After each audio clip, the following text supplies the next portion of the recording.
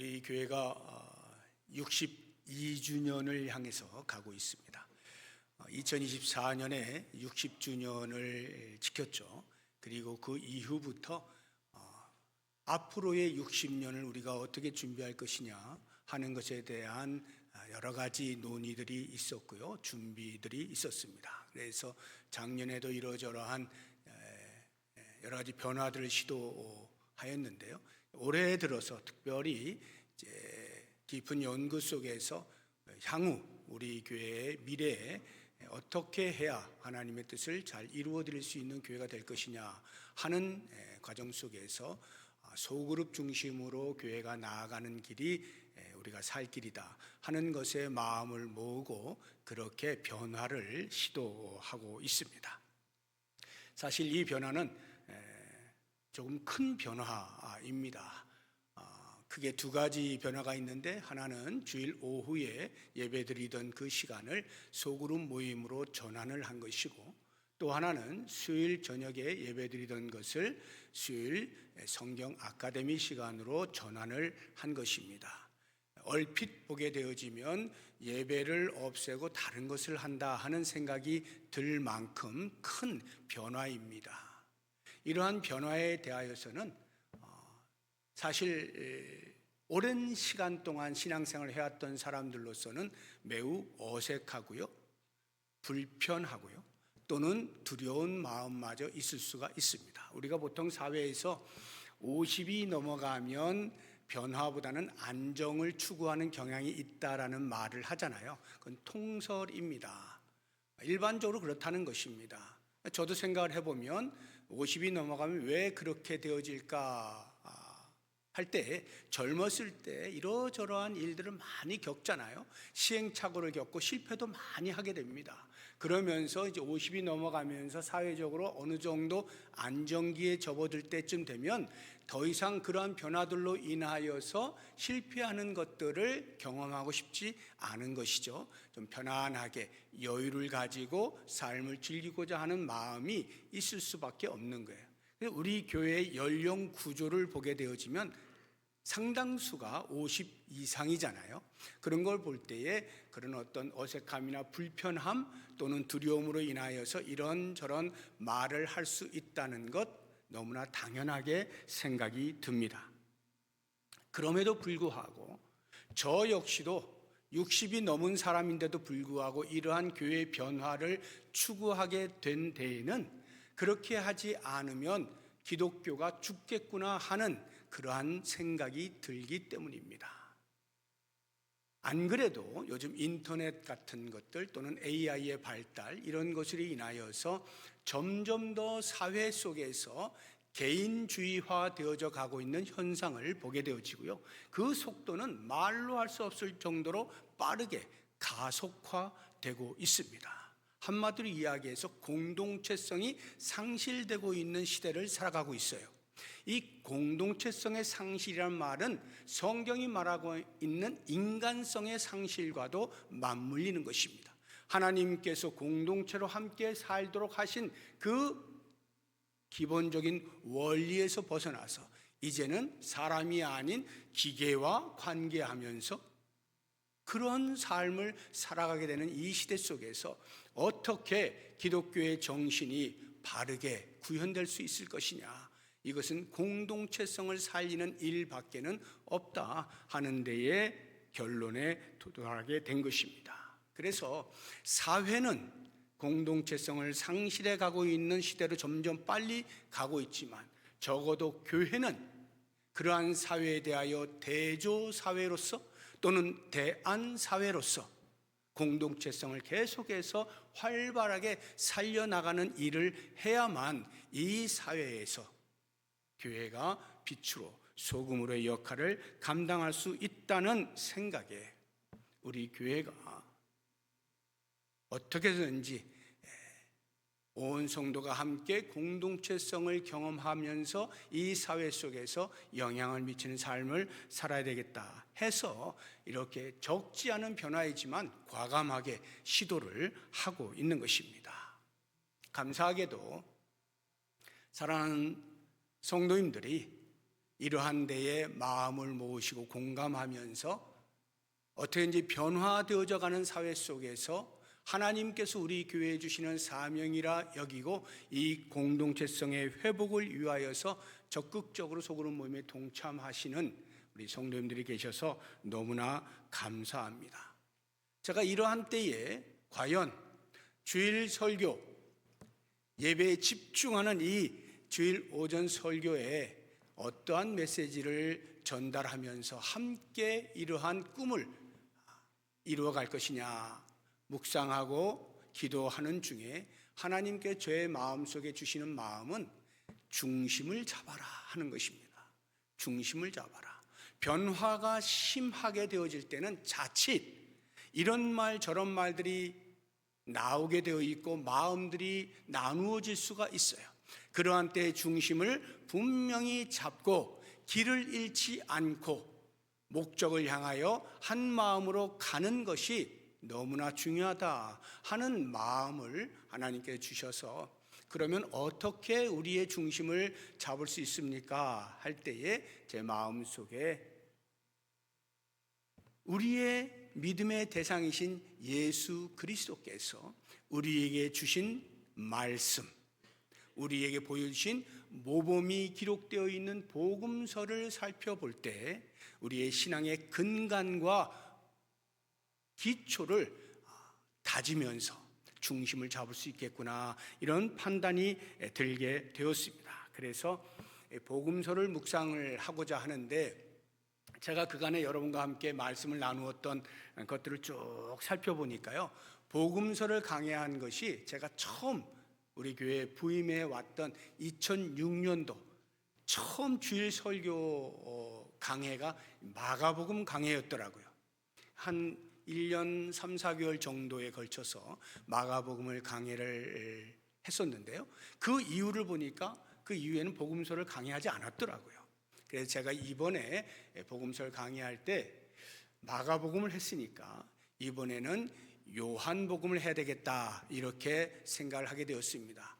왜 마태복음도 있고 누가복음도 있는데 하필이면 요한복음이냐 이런 생각이 들 수도 있는데요, 마태복음, 마가복음, 누가복음 이 세 개의 복음서는요 합하여서 공관복음이라고 불려지고요, 사복음서 가운데 요한복음만 별도로 취급이 됩니다. 무슨 말이냐면 마태, 마가, 누가가 기록한 복음서는요 관점이 비슷해요. 관점이 비슷합니다. 그에 비하여서 요한이 기록한 요한복음은 독특합니다. 어떤 면에서 독특한가? 우선 공관복음서는요 예수님의 신성을 말하기도 하지만 주로 인성을 강조해요. 그에 비해서 요한복음은요 예수님의 신성을 아주 강하게 강조하는 것을 볼 수가 있습니다. 공관복음서는요 예수님이 활동하던 그 장소가 대부분 갈릴리 주변인데 그 갈릴리 주변에서 일어났던 일들, 예수님이 하신 일들을 주로 기록을 해놓은 것에 비하여서 요한은 공관복음서에서 기록해 놓은 것을 제외한 다른 부분, 공관복음서가 다루지 않은 것들을 대부분 기록하고 있어요. 약 92% 정도가 달라요. 공관복음서는요 비슷한 내용이 상당히 많이 중첩되어 있습니다. 그에 비해서 요한복음은요 거의 별도의 사건들이 많이 기록이 되어 있는 것을 볼 수가 있어요. 뿐만 아니라 예수님의 신성을 이야기할 때에 공관복음서는요 예수님이 태어나셔서 자라셔서 공생애를 시작하시고 이런 교훈을 주시고 저런 행위를 하시고 등등등 쭉 살펴보니까 이런 분이라고 하면 신이시겠구나 해서 예수님이 하신 일들을 먼저 소개하고 그래서 예수님은 신이시다 이렇게 말하는 귀납법적 증명을 하는 것에 비하여서 요한복음에서는 먼저 예수님은 신이시다 이렇게 전제하고 그래서 신이신 예수님이 이런 말씀하시고 이런 행동을 하신다라고 소개를 하고 있어요. 연역법이라고 그러죠. 그러니까 귀납법적으로 증명하는 것에 비하여 요한복음에서는 예수님의 신되심을 연역법적으로 증명을 하고 있는 이러한 차이들이 있습니다. 자, 이제 요한복음을 여러분과 함께 시간 되는 데까지 1년이 될지 2년이 될지 모르겠지만 쭉 강의를 해 나가려고 하는데 오늘 첫날이잖아요. 첫날은 서론으로 먼저 여러분에게 요한복음에 관련되어진 이야기를 하려고 하는데 오늘 말씀의 제목이 예수는 신이다 이렇게 돼 있잖아요. 예수는 신이다. 이것은 명제적 선언이에요. 그러니까 우리가 보통 말할 땐 그렇게 말 안 하죠. 이렇게 불경스럽죠. 예수님은 신이십니다 이렇게 말하는 거예요. 저는 제목을 정할 때 명제적으로 이렇게 정한 것뿐입니다. 예수는 신이다. 예수님은 신이십니다. 예수님은 하나님이십니다. 더 정확히 말하면 예수님은 그리스도이십니다. 이 이야기를 하는 것이거든요. 이것이 사도 요한이 복음서를 기록한 목적이기도 합니다. 20장 31절을 보시게 되면 목적이 두 가지가 나오는데요.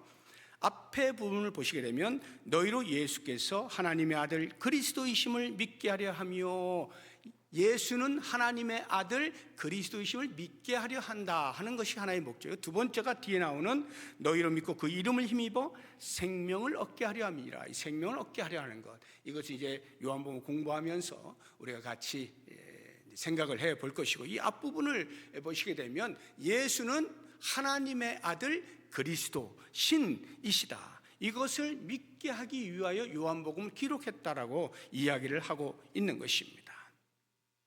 하나님의 아들 그리스도, 하나님의 아들이 신인가? 이렇게 생각할 때 하나님의 아들은 곧 신, 하나님이심을 유대인들의 사고 속에서는 누구나 다 알고 있는 것입니다. 요한복음 5장 17절 18절 보시게 되면 예수께서 그들에게 이르시되 내 아버지께서 이제까지 일하시니 나도 일한다 하시매 유대인들이 이로 말미암아 더욱 예수를 죽이고자 하니 이는 안식일을 범할 뿐만 아니라 하나님을 자기의 친아버지라 하여 자기를 하나님과 동등으로 삼으심이로라. 그러니까 하나님을 아버지라 부르면 하나님의 아들이잖아요. 하나님의 아들은 곧 하나님이라는 의미로 유대인들은 받아들이고 있었던 것입니다.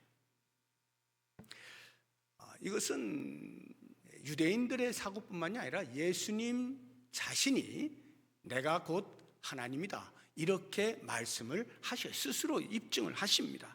10장 30절을 보시게 되면 나와 아버지는 하나이니라. 하나라는 말은 내가 곧 하나님이다, 이 말과 같은 의미죠. 이것을 부활하신 예수님을 만나고 나서야 드디어 너무나 자연스럽게 외쳐진 도마의 고백 속에서 찾아볼 수가 있습니다. 20장 28절을 보시면 도마가 대답하여 이르되 나의 주님이시요 나의 하나님이시니이다. 예수님을 가리켜 하나님이시다 이렇게 고백을 하고 있는 것입니다.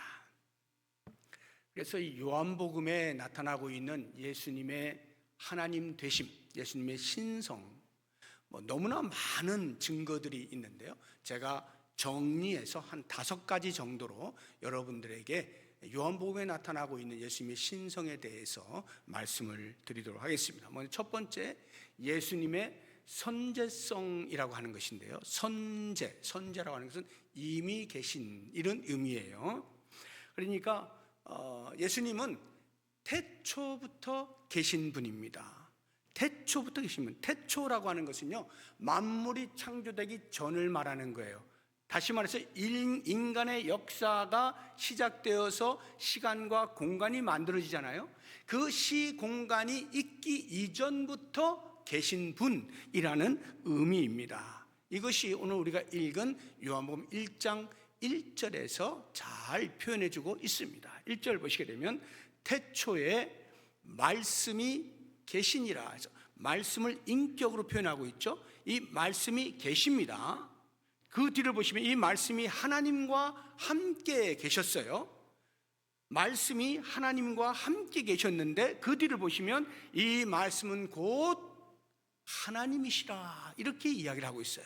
그러면 이 말씀은 누구인가 할 때에 14절을 보시게 되면 말씀이 육신이 되어 우리 가운데 거하셨다, 이렇게 표현을 하고 있어요. 우리 가운데 거하신 육신 누구시죠? 예수님이시잖아요. 그러니까 말씀은 곧 예수님이라는 것을 알 수가 있고, 태초에 예수님이 계셨는데 예수님이 하나님과 함께 계셨고 그 예수님은 곧 하나님이시다, 이 이야기를 하고 있는 거예요. 즉 예수님은 태초부터 계신 분, 예수님의 선제성을 이야기하고 있는 거예요.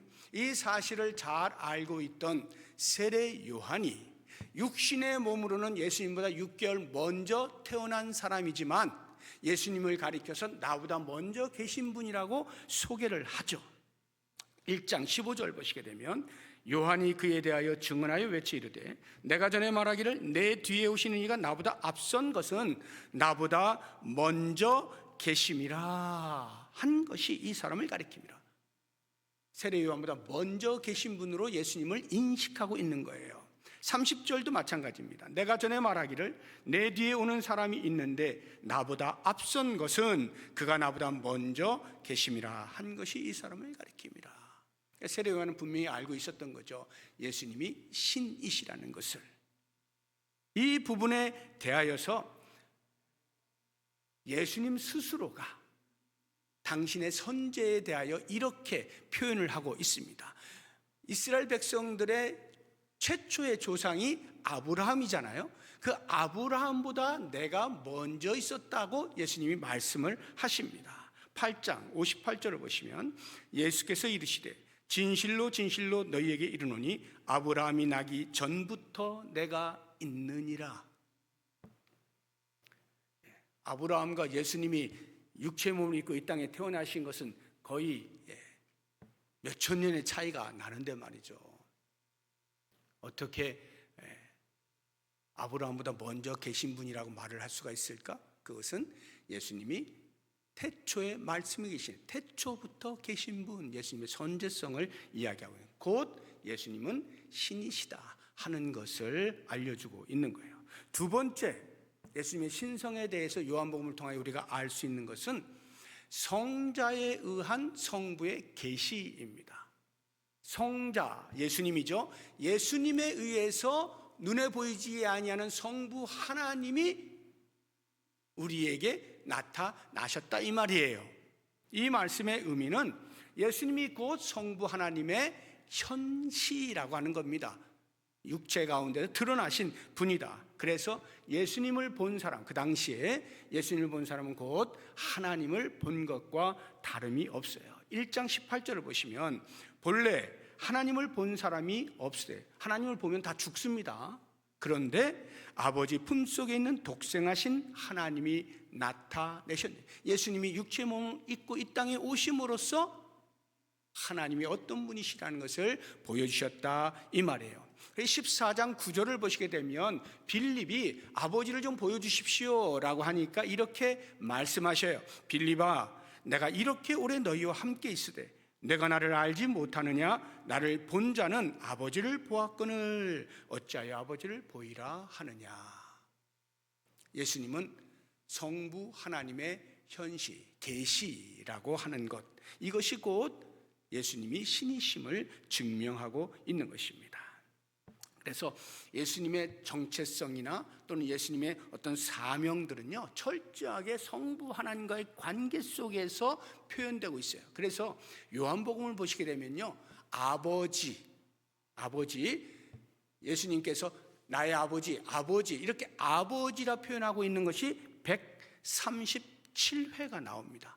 그만큼 예수님의 정체성과 사역은 성부 하나님과의 밀접한 관계 속에서만 나온다는 것. 다시 말해서 예수님이 곧 신이시고 예수님을 알면 하나님을 아는 것이고, 반대로 이야기해서 예수님을 제대로 알지 못하면 눈에 보이지 아니하는 하나님을 알 길은 없다는 의미이기도 하는 것입니다. 이것이 예수님의 신성을 증명하고 있는 내용입니다. 세 번째, 예수님이 신이신 것을 알려주고 있는 것은 예수님의 자기 계시적인 선언입니다. 자기 계시적 선언. 이게 무슨 말이냐면 예수님께서 자기를 말씀하실 때 나는 이렇게 나는 뭐뭐다라고 하는 자기 계시적 선언을 하시는 것이 요한복음에 7번 나옵니다. 이것을 헬라어로 보시게 되면요, 에고 에이미라고 합니다. 에고 에이미, 영어로 하면 I am 이런 말, I am 뭐뭐뭐, 나는 뭐뭐뭐다, 이렇게 표현을 하는 거거든요. 이게 7번 나옵니다. 제가 빠른 속도로 여러분들에게 소개를 해드리도록 하겠습니다. 6장 35절을 보시게 되면 생명의 떡이라고 표현을 하고 있죠. 그게 보시면 생명의 떡. 두 번째는 세상의 빛입니다. 8장 12절 보시기 바랍니다. 나는 세상의 빛이니, 나는 세상의 빛이다, 이렇게 말씀하셔요. 세 번째, 양의 문이라고 소개하는데요, 10장 7절입니다. 내가 진실로 너에게 말하노니 나는 양의 문이라. 네 번째는 나는 선한 목자라고 합니다. 10장 11절입니다. 나는 선한 목자라, 분명하게 선언하고 계시죠. 다섯 번째, 나는 부활이요 생명이라. 11장 25절입니다. 예수께서 이르시되 나는 부활이요 생명이니 말씀하시죠. 여섯 번째, 14장 6절을 보면 길과 진리와 생명이라고 말씀하고 있습니다. 14장 6절 보이세요? 내가 곧 길이요 진리요 생명이니, 이렇게 표현해요. 마지막 일곱 번째, 나는 포도나무라고 표현합니다. 15장 5절 보시면 너희가 나를 알았더라면 내 아버지도 알았으리로다. 이거 아닌데? 15장 5절 제가 또 볼게요. 제가 또 잘못 전달을 했나 보다. 맞는데?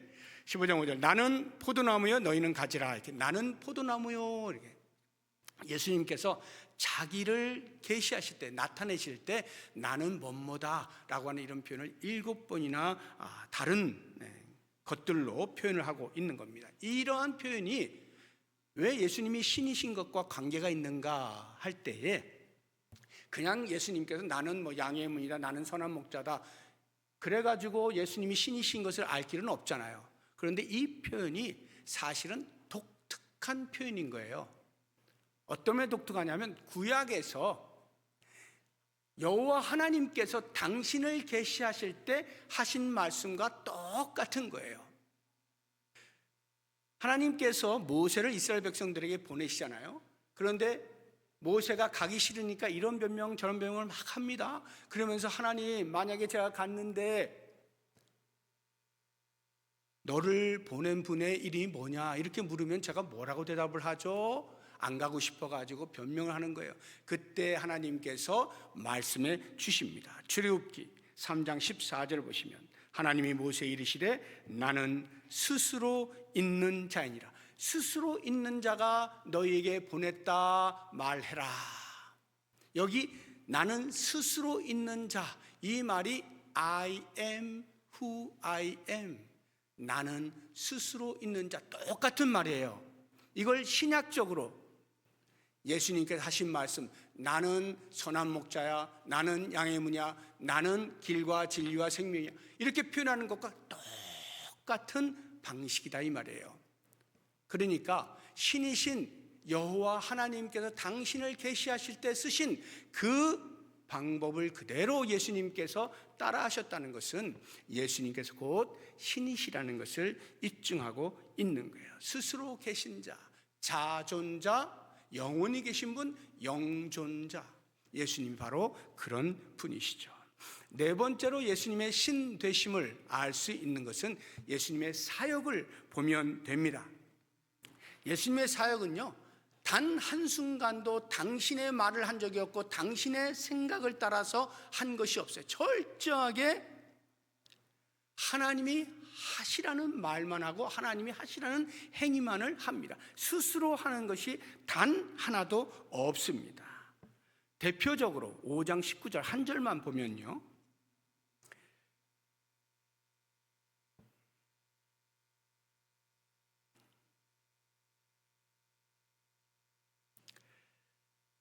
제가 읽어드릴게요. 그러므로 예수께서 그들에게 이르시되 내가 진실로 진실로 너희에게 이르노니 아들이 아버지께서 하시는 일을 보지 않고는 아무것도 스스로 할 수 없나니 아버지께서 행하시는 그것을 아들도 그와 같이 행하느니라. 예수님은 이 땅에 오셔가지고 아버지께서 하라 하시는 것 외에 스스로 하는 것이 일절 없다고 말씀하시는 거예요. 오직 당신을 보내신 성부 하나님의 뜻을 행하는 데에만 관심이 있으셔요. 4장 34절을 보시게 되면 예수께서 이르시되 나의 양식은 나를 보내신 이의 뜻을 행하며 그의 일을 온전히 이루는 이것이니라. 오직 당신을 보내신 하나님 아버지 성부 하나님의 뜻을 행하는 데에만 온 관심이 있으시다. 이 말의 의미가 곧 예수님이 신이시라는 거예요. 왜냐하면 저 같은 이런 목회자들도 하나님의 종이라고 보통 말을 하잖아요. 하나님이 보내신 거예요. 부평동북교회에 저를 보내신 거예요. 하나님을 대신하여 목양을 하도록 보내신 거예요. 그렇다고 하면 제가 어떻게 해야 되겠습니까? 제 생각, 제가 원하는 거 이런 것을 여러분들에게 알려드리는 게 아니라 하나님이 무엇을 말씀하시는지에 대하여 전달하는 게 제 임무잖아요. 그런데 저 같은 인간은 아무리 그렇게 하려고 해도 인간이라고 하는 한계가 있기 때문에 때로 실수를 한다 이 말이에요. 때로 하나님의 뜻보다 내 생각을 앞세우려고 하는 실수를 저지를 수 있다는 겁니다. 이게 인간의 한계예요. 그런데 예수님은요, 그런 부분에서 일절의 실수가 없으신 거예요. 완벽하게 하나님의 뜻만을 행하시는 그러한 분이셔요. 어떻게 그게 가능해요? 예수님이 신이시기 때문에. 마지막 5번째, 예수님이 신이심을 요한복음이 어떻게 우리에게 증명해 주고 있느냐 하면 예수님께서 행하신 표적들을 통하여 우리에게 알려주십니다. 요한복음에요, 예수님의 공생의 기간 동안에 얼마나 많은 표적들을 보여주셨겠어요. 그런데 요한복음에는 그 많은 표적 가운데 특별히 대표적으로 7가지 표적을 기록을 해 놓았습니다. 그 7가지 기록들을 보게 되어지면 예수님이 신이시라는 것을 부인할 길이 없게 되어집니다. 그 7가지 표적들 하나씩 한번 살펴보도록 하겠습니다. 첫 번째가 요한복음 2장 1절에서 11절에 나오는 가나에서 그 혼인잔치 속에서 물을 포도주로 바꿔주시는 사건이 있었죠. 이 사건이 표적입니다. 아무나 할 수 없는 것이죠. 나중에 제가 왜 표적이라는 말을 쓰는지, 우리가 보통은 이제 초자연적인 일들을 기적이라고 말하잖아요. 기적. 근데 왜 표적이라는 단어를 쓰고 있는지에 대해서 나중에 말씀을 드릴 텐데, 두 번째 표적은요, 4장 46절 이하에 나오는 왕의 신하의 아들을 치유해 주는 거예요. 그 당시 왕이라고 하면 그 지역을 이렇게 다스리고 있던 헤롯 안디바, 분봉왕이죠. 헤롯 안디바를 말하는데 그 왕의 신하의 아들이 죽을 지경에 이르렀을 때 고쳐주신 그 사건입니다. 세 번째 표적은 5장 2절 이하에 나오는데 그 베데스다 연못가에 있었던 38년 된 병자를 고쳐주신 사건이 세 번째 표적이에요. 네 번째 표적은 6장 5절 이하에 나오는데 물고기 2마리와 보리떡 5개로 장정만 5,000명을 먹이고도 12광주를 남기는 오병이어의 기적, 이것이 네 번째 표적이고요. 다섯 번째는 6장 16절 이하에 나오는데 물 위를 걸어서 제자들에게 오시는 그것이 곧 표적입니다. 여섯 번째 표적은 9장 1절 이하에 나오는데 실로암에 가서 눈을 씻어라 해서 나면서 소경된 자를 눈뜨게 해주신 그 사건, 이것이 여섯 번째 표적이고요. 마지막 일곱 번째 표적은 죽은 나사로를 살리는 겁니다. 11장 이하에 나오는데요. 왜 이런 것들을 표적이라고 말을 하냐면, 표적이라고 하는 말의 의미는 단순히 인간이 할 수 없는 초자연적인 능력을 행한다라고 해서의 어떤 과시된 사건이 아니고요. 표적을 행하시는 분이 누구냐를 알게 하고자 하는 목적을 가지고 행하시는 것, 이것을 가리켜 표적이라고 하는 거예요. 그래서 특별히 일곱 번째 표적을 보시게 되면 죽은 나사로를 살리시잖아요. 이 죽은 나사로를 살리시는 표적은요, 곧 예수님께서 당신에 대한 예표로서 나사로를 살려주신 거예요. 예수님께서 온 인류의 죄를 대신해서 죽으실 거예요. 그 당시로 보면 죽으실 거예요. 곧 그리고 3일 만에 다시 부활하실 거예요. 그 사건을 예표하여서 죽은 나사로를 살리시는 거예요. 죽기 전에 가서도 얼마든지 살리실 수 있었지만 일부러 죽은 이후에 가시는 이유가 바로 여기에 있어요. 그러면 이 표적이라고 하는 것, 다시 말해서 당신 스스로가 최대의 표적이 되어져서 인류를 향한 하나님의 계획이 무엇인지를 보여주고 있는 것이고, 이러한 표적들을 행하시는 예수님이 곧 신이신 것을 우리에게 알게 해주시는 것입니다. 제가 서론으로 지금 요한복음에 나타나고 있는 예수는 신이다 하는 이 명제를 증명하는 여러 가지 내용들을 여러분들에게 말씀드렸어요. 예수는 신이다. 예수님은 하나님이시다. 이것은요, 우리의 믿음의 대상에 대한 분명한 인식을 이야기하는 거예요. 우리의 믿음의 대상에 대한 분명한 인식, 다시 말하면 기독교 신앙의 근거이면서도 출발인 거예요. 예수님은요, 아주 훌륭한, 인간 중에서 정말 뛰어난, 많은 사람들이 흉내낼 수 없는 그런 뛰어난 훌륭한 분 중에 한 분이 아닙니다. 4대 성자로 분류되고 있는 그런, 거기에 들어가실 분이 아닌 거예요. 예수님은 훌륭한 분 중에 한 분이 아니에요. 그렇다고 해서 반대로 예수님은 그리스 신화, 로마 신화 등에 나오는 여러 어마어마하게 많은 신들이 있잖아요. 그러한 신들 중에 하나인 가상의 신도 아닙니다. 예수님은 철저하게 처음부터 스스로 계신 분이요, 영원히 계시는 신으로서 인간의 몸을 입고 이 땅에 오신 역사적 인물, 그래서 그 일을 통하여서 우리 인류의 모든 죄의 짐을 벗겨주신 구원을 위하여 이 땅에 오신 분, 이 예수님을 우리가 요한복음을 하나씩 하나씩 살펴보면서 만나게 될 것입니다. 저는 우리 교회가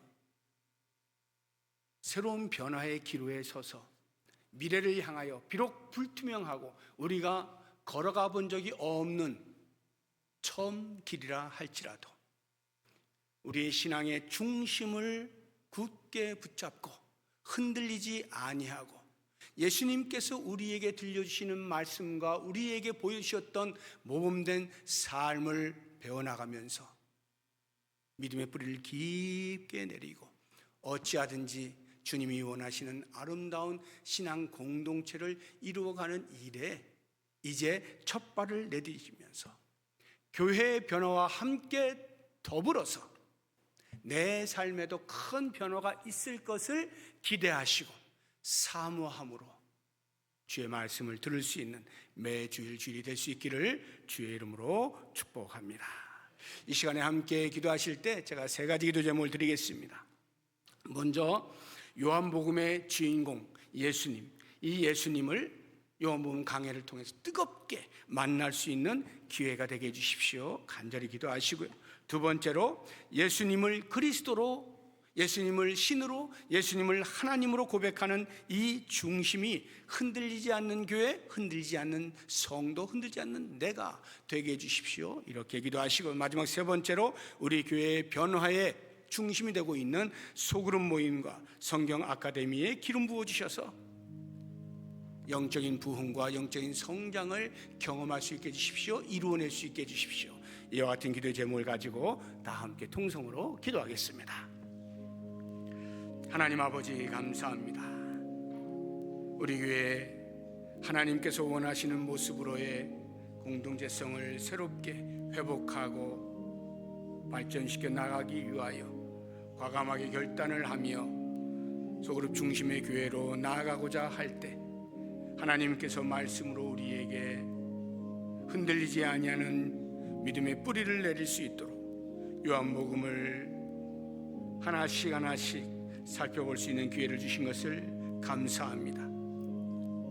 복음서의 주인공이신 예수님을 말씀 속에서 뜨겁게 만날 수 있게 하시고 나를 향해서 우리 교회를 향해서 무엇을 말씀하시는지 귀 기울여 듣게 하시고 그 말씀에 따라서 새로운 변화와 주를 닮아가는 귀한 경험들이 날마다 있어질 수 있도록 인도하여 주시기를 원합니다. 예수님은 하나님이신 것을, 예수님은 그리스도이신 것을 조금도 의심치 아니하고 마음 중심에 굳게 뿌리를 내려서 어떠한 상황 가운데에도 흔들리지 아니하는 교회가 되게 하시고 흔들리지 않는 성도가 될 수 있도록 도우시기를 원합니다. 주님께서 우리의 마음 중심에 좌정하셔서 어떠한 환경이나 상황이나 태도 속에서 우리의 믿음이 흔들리지 아니하고 견고하게 뿌리낼 수 있는 기회가 될 수 있도록 인도하여 주시기를 원합니다. 주님, 우리 교회가 주의 뜻을 이루기 위하여서 소그룹 모임을 적극적으로 강화하고 이러한 소그룹 모임을 인도하는 리더들을 위하여서 제자훈련을 위해 수요일마다 성경 아카데미를 열게 하시고 그렇게 준비되어진 교회로 미래를 향하여 나아갈 수 있게 해주심을 감사합니다. 원하옵나니 모든 성도가 이와 같은 일에 공감하고 동참하며 마음을 함께하여서 정말로 주님께서 원하시는 귀한 교회로 거듭날 수 있는 일에 쓰임받게 하여 주옵시고 우리의 미래에 우리의 후손들에게 아름다운 믿음의 유산들을 물려줄 수 있는 은혜를 허락하여 주옵소서. 먼저 우리가 뜨거운 영적인 부흥을 경험할 수 있게 하여 주옵시고 영적인 성장이 있을 수 있도록 도우셔서 정말로 이 시대에 주님께서 원하시는 아름다운 교회로 한 획을 그을 수 있도록 은혜 위에 은혜를 더하여 주옵소서. 예수님의 이름으로 기도드립니다. 아멘.